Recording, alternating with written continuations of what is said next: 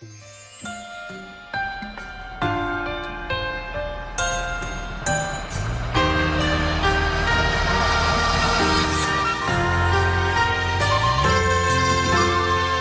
รเวลาไม่อาจเปลี่ยนหัวใจ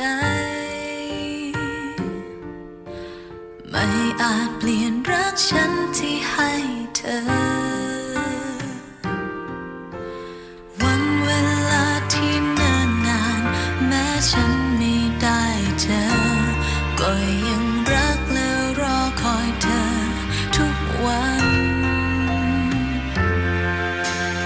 รักเธอไปก็เจ็บก็ช้ำไปเจ็บเท่าไรก็ทนได้เท่านั้น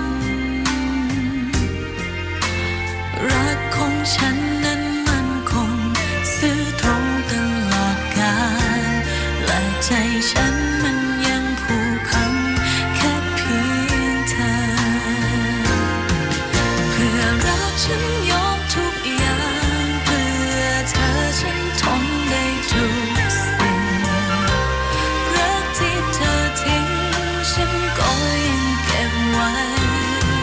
เพื่อรักฉันทำทุกอย่างเพื่อเธอคนเดียวในหัวใจ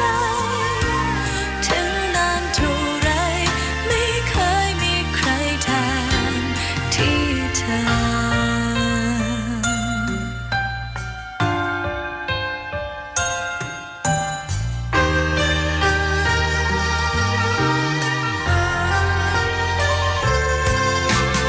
รักเธอไปก็เจ็บก็ช้ำไปเจ็บเท่าไรก็ทนได้เท่านั้นรักของฉันนั้นมันคง